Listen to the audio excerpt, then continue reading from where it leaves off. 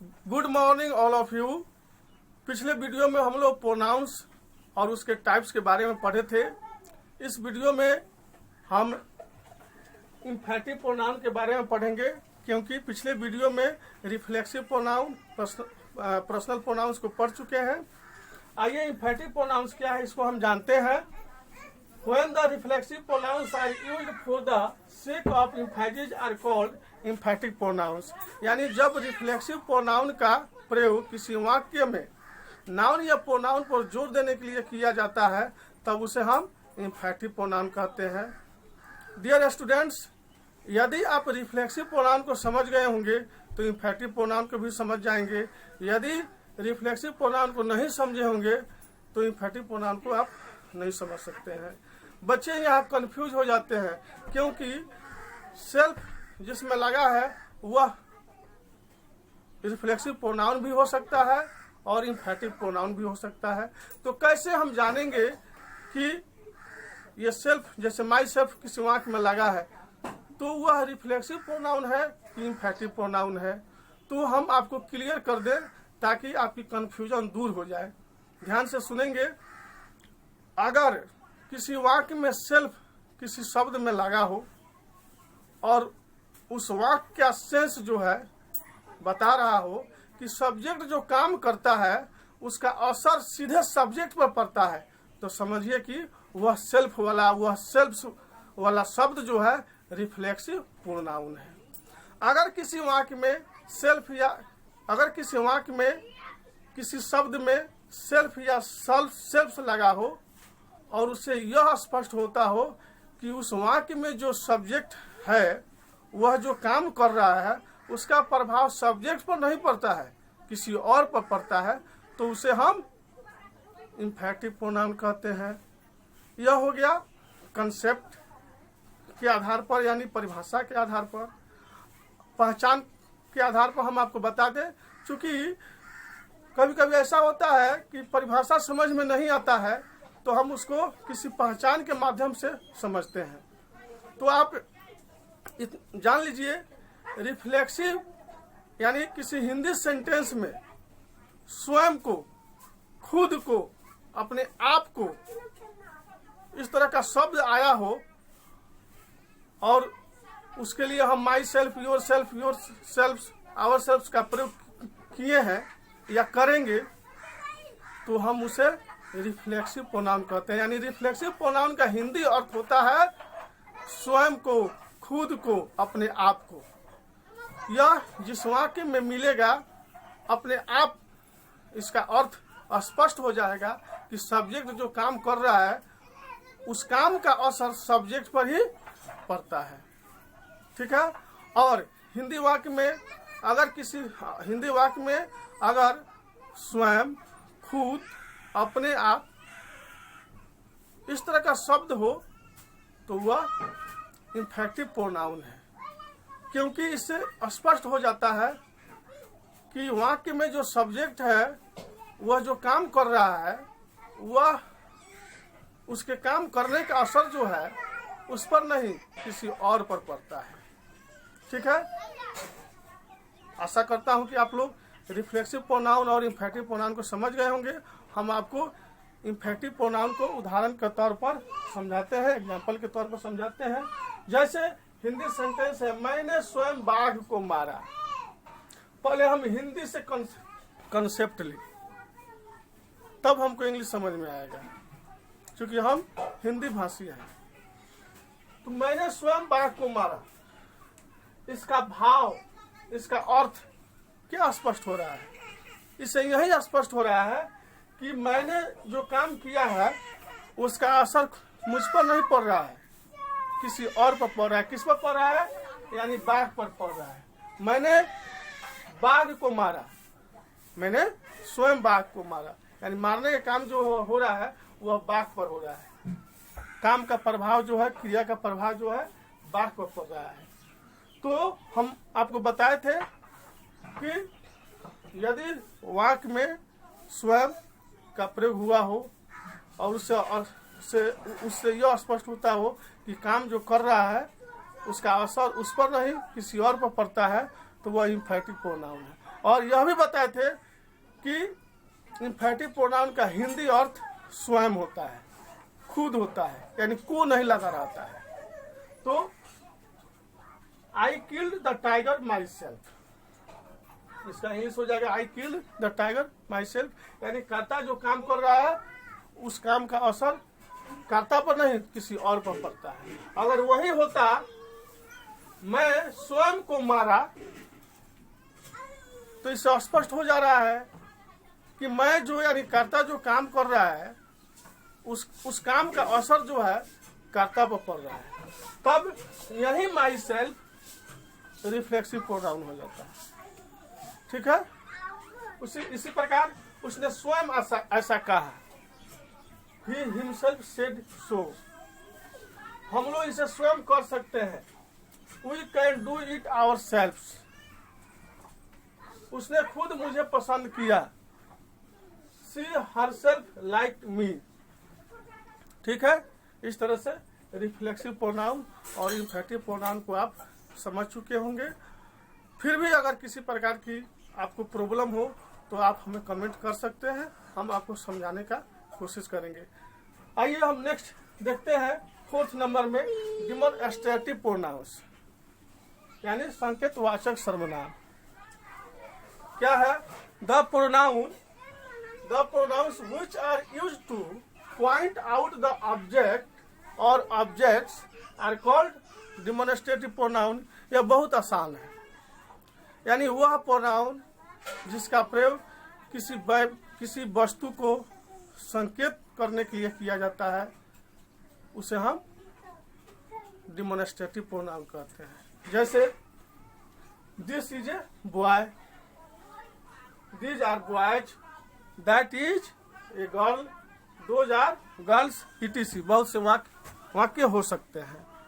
तो आइए, this is a boy, these are boys, यह एक लड़का है। नजदीक के वस्तु को हम निर्देशित करने के लिए, संकेत करने के लिए दिस का प्रयोग करते हैं। जैसे this is A marker, this is A marker. और दिस का जो है प्लूरल होता है दिज, दिस मीन्स यह होता है, दिस इज ए मार्कर, यानी यह एक मार्कर है। दीज आर बॉयज,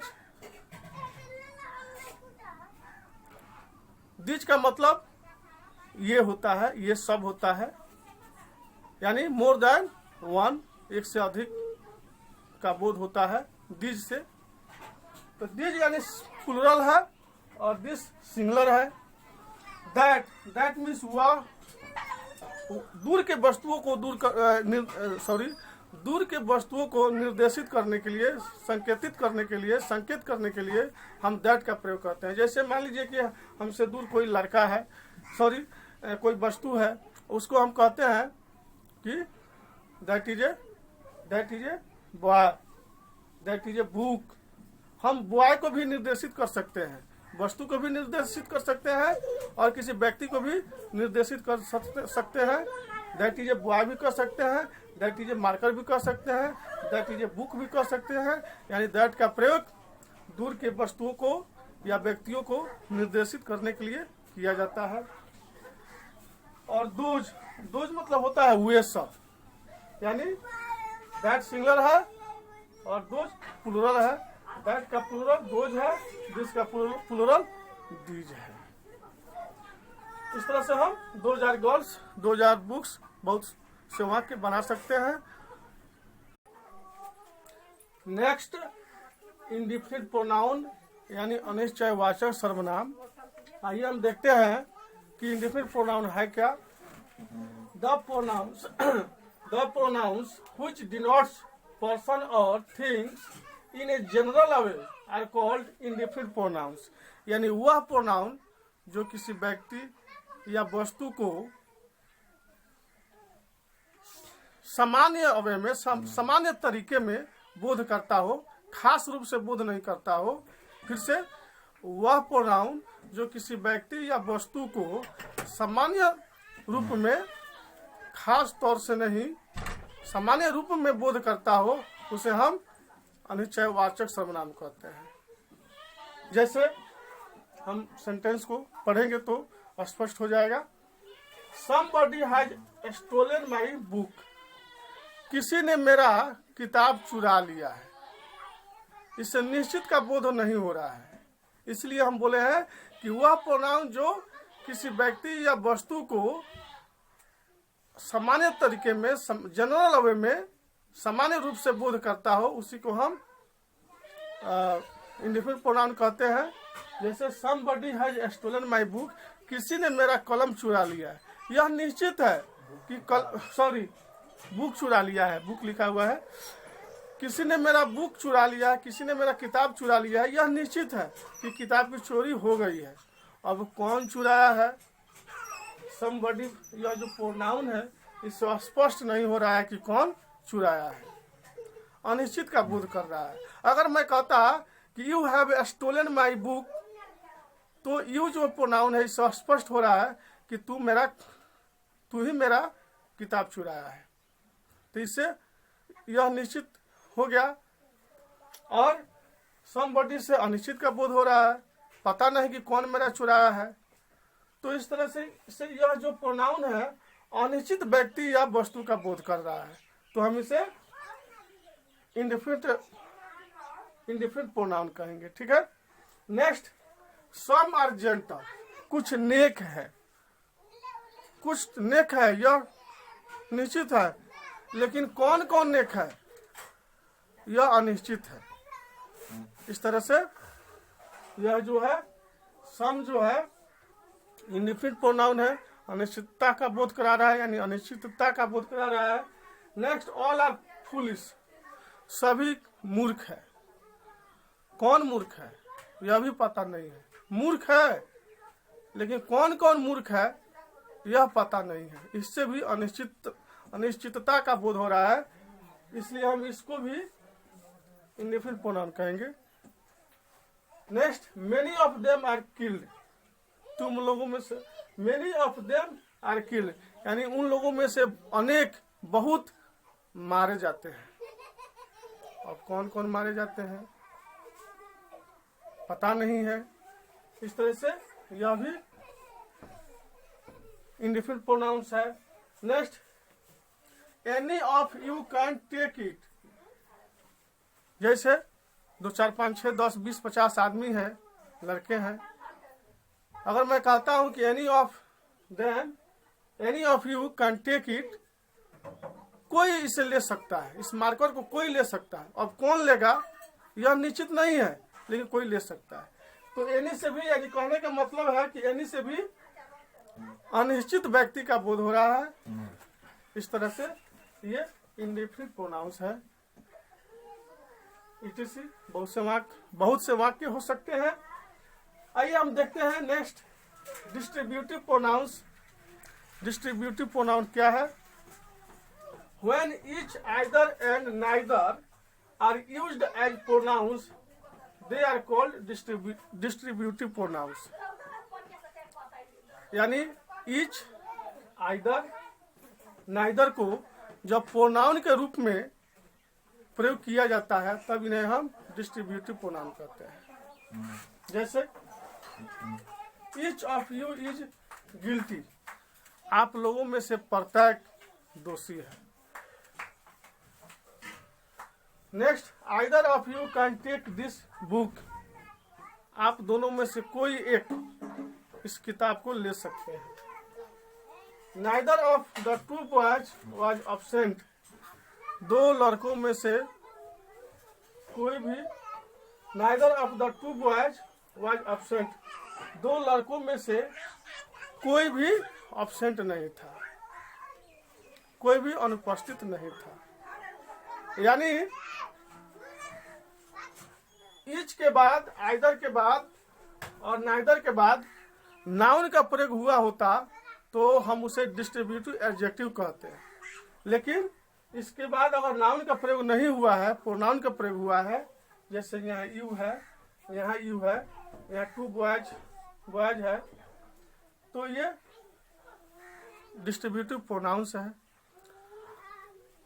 ये जो है डिस्ट्रीब्यूटिव एडजेक्टिव भी है, डिस्ट्रीब्यूटिव प्रोनाउंस है। अगर होता है each boy, each girl, neither boys, neither two boys, either two girls, तो ये डिस्ट्रीब्यूटिव एडजेक्टिव होते हैं। इसीलिए कहा गया है कि जब इनका प्रयोग यानी इनका प्रयोग दो तरह से होता है, डिस्ट्रीब्यूटिव एडजेक्टिव के रूप में भी, डिस्ट्रीब्यूटिव प्रोनाउन के रूप में भी। तो इसीलिए इसको कहा गया है यहाँ कि जब इनका प्रयोग इच, आइदर या नाइदर का प्रयोग प्रोनाउन के रूप में हो तो इन्हें हम डिस्ट्रीब्यूटिव प्रोनाउन कहते हैं। आइए, इच मीन्स होता है प्रत्येक, आइदर मीन्स होता है दो में से कोई एक, और नाइदर मीन्स भी होता है दो में से कोई नहीं। ठीक है, इस तरह से हम लोग प्रोनाउन के 6 प्रकार को पढ़ चुके, 7वां, 8वां और 9वां। इन तीनों को हम अगले वीडियो में पढ़ेंगे। तब तक के लिए नमस्कार। Thank you watching for this video.